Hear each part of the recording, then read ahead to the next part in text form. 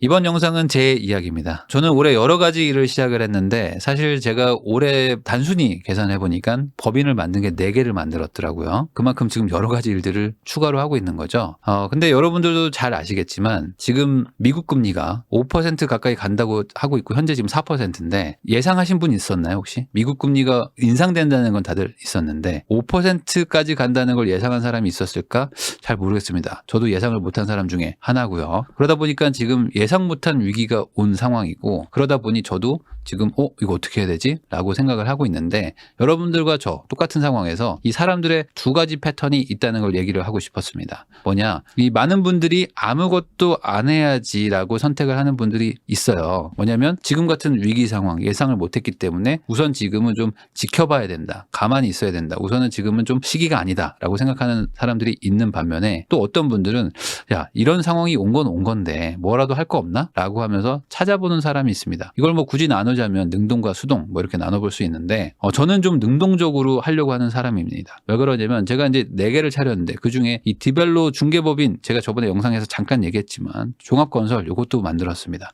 이 중개법인하고 종합건설 이런 거를 지금 만들어서 운영하고 있는데 아직 소개를 정식으로 하진 않았습니다. 그렇지만 지금 오픈해서 운영을 하고 있어요. 그럼 여기서 아마 이상하다고 생각하시는 분들이 있을 겁니다. 뭐냐면 아니 지금 이렇게 금리가 올라가고 뭐 금리가 지금 뭐 6에서 8 뭐 상단이 10% 간다고 하는데 여기서 지금 사업을 벌리는 게 말이 되냐 미친 거 아닌가? 거기다가 지금 부동산이잖아요. 빌딩 중개, 건설업 다 부동산인데 이런 거를 지금 이 상황에서 하는 게 맞나? 제 망하려고 하는 건가? 라고 생각하실 수도 있을 것 같아요. 왜 그러냐면 실제로 지금 이 업계가 되게 안 좋습니다. 이 빌딩 중개 법인들이 과거에 좋았죠. 빌딩들이 막 가격 올라가니까 너도 나도 막 살려고 했었잖아요. 그래서 그때 많이 생겼었는데 많이 또 폐업을 하고 있습니다. 거래가 아예 안 되고 있거든요. 그리고 건설사들은 어떻습니까? 규모가 달라서 좀 정확한 비교는 안 되겠지만 건설사 부도설들 지금 뭐 매일 나오고 있죠. 그리고 엄청 큰 대기업들도 지금 뭐 휘청휘청 한다는 얘기들이 막 나오고 있습니다. 한마디로 지금 망할 수밖에 없는 판에 뛰어들었다라고 보면 누가 봤을 땐 미쳤다고도 하겠죠. 자, 그러면 여기서 왜 했을까라는 거에 대한 얘기를 해보고 싶었던 겁니다. 저는 오히려 잘 됐다 생각해서 이거를 하고 있고요. 실제로 중간에 멈췄어도 되는데 오히려 이게 좋다고 생각해서 지금 하고 있습니다. 왜 그러냐? 2022년 금리 인상은 예상 못한 수준이었습니다. 저도 예상을 못했습니다. 그래가지고 저는 그 여러 대출을 받아놨는데 그 중에 하나 최근에 문자 받은 게 2.79%에 올해 초까지도 내고 있던 담보대출 이자가 갑자기 반년 만에 6%가 됐습니다. 11월부터 이제 6.07을 내야 돼요. 그러면 지금 2.8이 6%가 되면 얼마나 많이 오른 겁니까? 그것도 반년 만에 올랐으니까.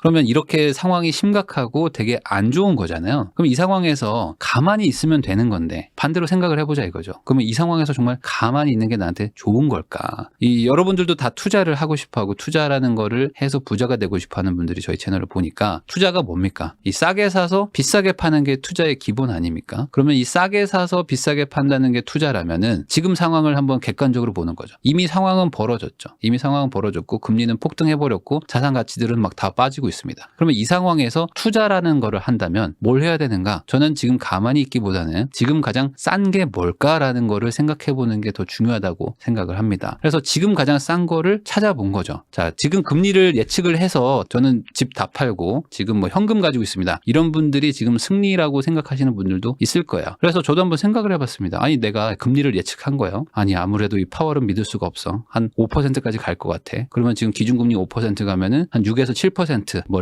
레고랜드에서 뭐 사건이 터지고 막 이런 일들까지 예측을 했다 칠게요. 그래서 야 이제 금리가 막 대폭등할 거다. 그래서 다 팔았다. 그러면 정말 좋았을까? 아니었겠죠. 저는 당연히 다주택이기도 하고 뭐 자산을 여러 가지를 가지고 있었기 때문에 당연히 양도세 중과도 당했을 것이고요. 아마 70% 80% 다 뛰었을 겁니다. 그럼 세금 내면 정말 남는 게 얼마나 됐을까를 생각해 보면 많이 가져갈 수가 없었을 거예요. 그래서 이 인터넷에 보면은 뭐 저는 현금화를 다 했습니다. 이런 분들이 있어요. 근데 이런 분들은 현실적으로 이제 투자를 하는 사람들이 봤을 때는 아마 한 채나 두 채 정도 있었던 분들 그리고 이 두 채도 하나가 엄청 크고 또 하나가 되게 작았거나 이랬을 겁니다. 왜냐하면 웬만한 투자자들은 이렇게 한두 채가 있는 게 아니면 정리를 할 수가 없었던 상황에서 갑자기 금리가 인상이 됐거든요. 그래서 지금도 많은 투자자들은 대부분 그냥 보유를 하고 있는 게 훨씬 많고요. 정리를 하더라도 조그만한 거 몇 개 정도만 정리를 하고 있는 게 현실입니다. 그래서 저는 오히려 이 상황에서 잠깐 좀 객관적으로 본 거예요. 지금 상황이 정말 안 좋은데 그러면 이 상황에서 가만히 있는 게 좋을까? 아니다. 그럼 지금 정말 예측 못한 상황이 왔으니까 아주 심각하게 안 좋아지는 게 있겠지? 거기 가서 기회를 한번 잡아보자 라고 생각을 한 거죠.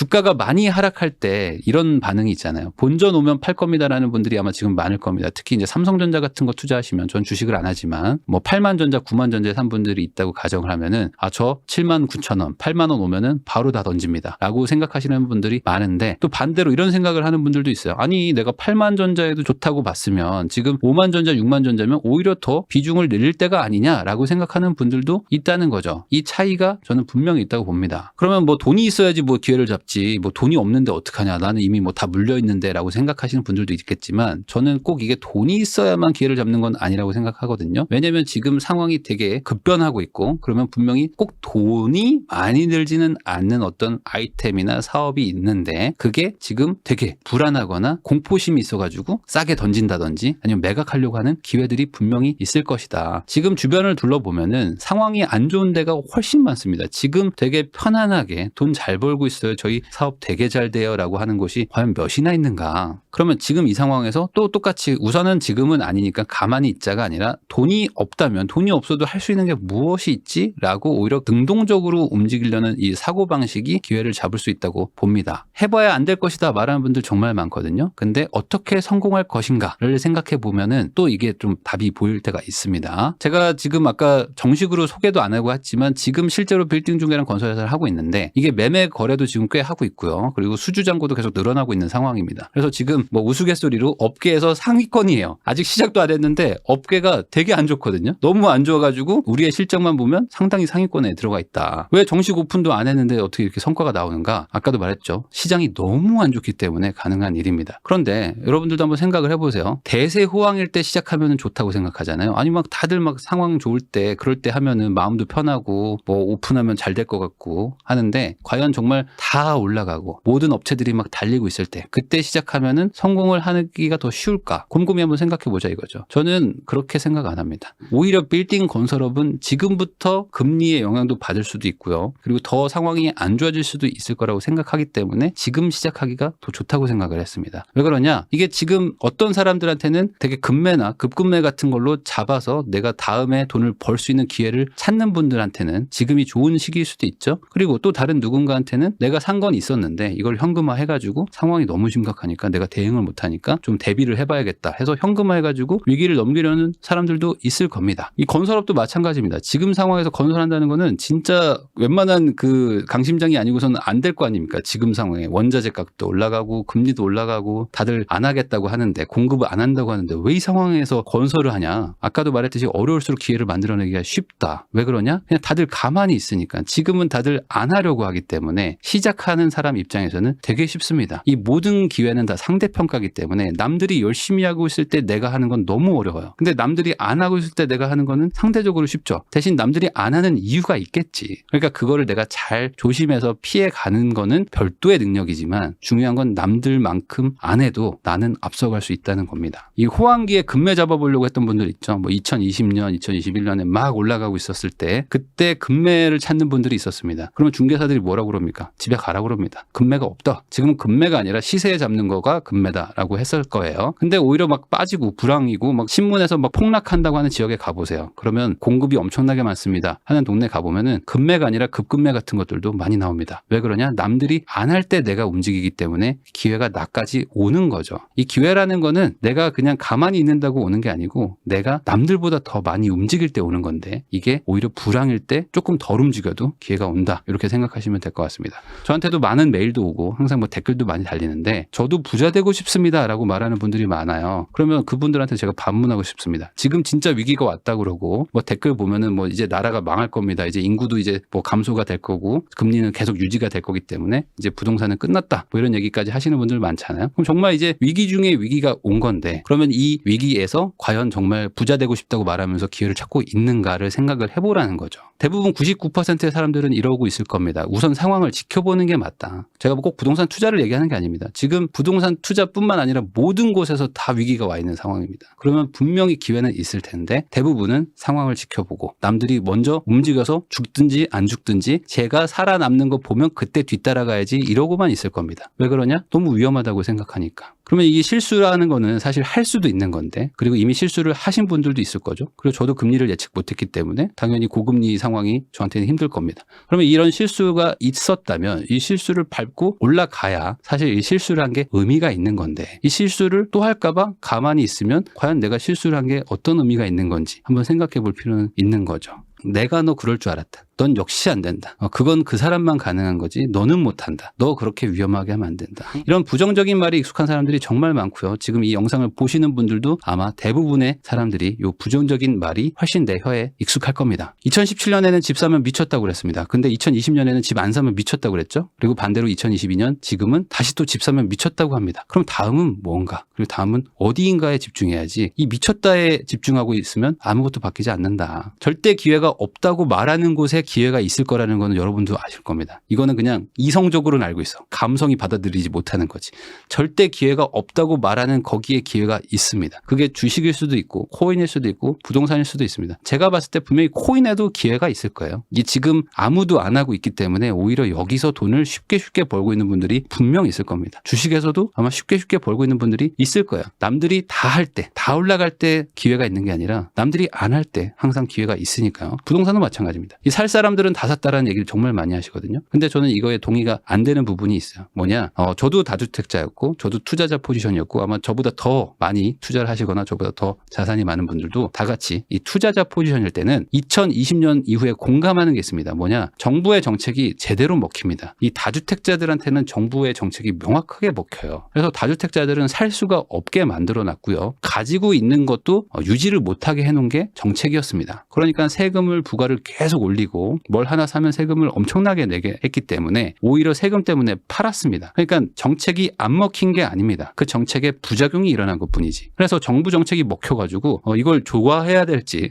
싫어해야 될지 모르겠지만 이 다주택자들, 투자자들은 어쩔 수 없이 현금을 가지고 있게 됐습니다. 그러면 살 사람들은 다 샀다? 과연 이게 맞는 말일까요? 2020년 이후에는 무주택자랑 1주택자들만 집을 살 수 있었던 시절입니다. 이때 집이 3채, 4채, 2채, 3채 있는 분들은 더 살 수가 없었어요. 그럼 이런 분들은 뭐 하고 있었을까? 이런 분들은 뭐 빌딩을 사서 돈을 벌기도 하고 뭐 주식에 가서 돈을 까먹기도 하고 그냥 난 그런 거 싫으니까 뭐 금을 산다든지 달러를 산다든지 아니면 그냥 현금을 가지고 쟁여놨을 수도 있습니다. 세금 내야 되니까. 근데 여러분들도 아시겠지만 무주택 1주택자보다 이런 투자자, 다주택자들, 자산가들이 돈을 훨씬 많이 가지고 있습니다. 그래서 제가 영상도 찍었지만 정부가 위기에 다주택자한테 손을 내미는 정책을 쓰는 이유가 있습니다. 왜 그러냐면 이 사람들이 아니고서는 앞에 선발대로 나가질 않습니다. 이 위기 상황에서 선봉에 설 사람이 필요합니다. 그래야지 우리 일반인들이 따라 나가거든요. 근데 이 사람들이 없으면 아무도 안 나갑니다. 왜? 나갔다 죽을 수도 있으니까. 그래서 이 위기 때는 다들 가만히 있는데 이때 먼저 나갈 사람들은 결국에 돈을 가지고 있는 자산가들이고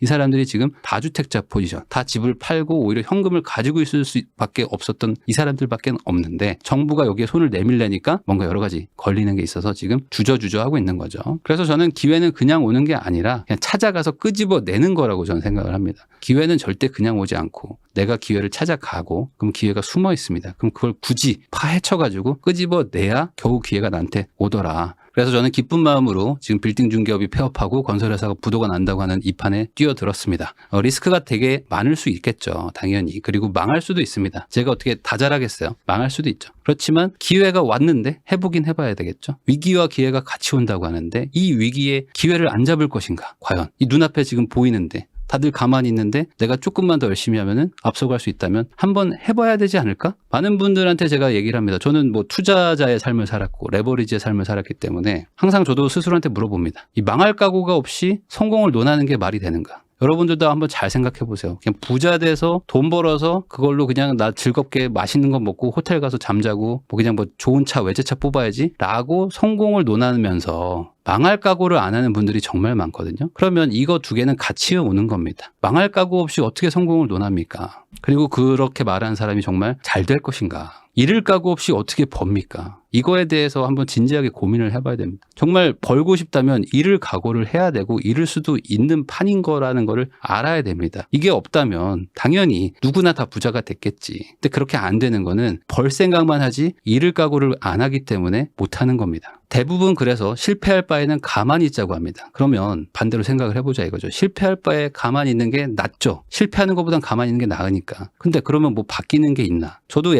예전에 인생을 바꿔보고 싶었는데 내 인생이 바뀌는가에 대한 진지한 고민을 해본 거예요. 그럼 실패를 하더라도 바꿔보려고 하는 게 내 인생을 뭔가 좀 의미 있게 좀 변화를 시키는 거지. 실패할 바에는 가만히 있으면 그냥 이 삶을 그대로 사는 거다. 이 삶이 만족이 안 되는데 실패를 하더라도 나가야지 라고 한번 스스로한테 한번 반문을 해보세요. 위기와 기회는 함께 온다고 하는데 가만히 있으면 위기고 끄집어내면 기회라고 생각을 합니다. 그래서 마지막으로 하고 싶은 얘기는 이겁니다. 내 능력은 다 다릅니다. 내 능력으로 분명히 지금 워낙 다들 힘들기 때문에 다 힘들고 망해가는 시장들이 너무 많을 거예요. 그러면 이게 어딜지 모르겠습니다. 온라인 스토어가 될 수도 있고 뭐 도매업이 될 수도 있고 아니면 어떤 뭐 영업이 될 수도 있고 뭔진 모르겠습니다. 본인의 능력이 다 다르니까. 근데 그 능력으로 가장 힘들어하는 시장에 들어가서 지금 남들이 가만히 있을 때 내가 뭐 도전을 해볼 수 있는 그 기회와 용기가 본인한테 있는지 한번 스스로 생각을 해보시고 집에 가만히 계시면 이거는 그냥 위기일 뿐이고 그 마음을 끄집어내가지고 내가 가서 파헤쳐 내보면은 나한테 한번 인생을 바꿀 수 있는 기회가 올 것이다 라는 얘기를 하고 싶었습니다.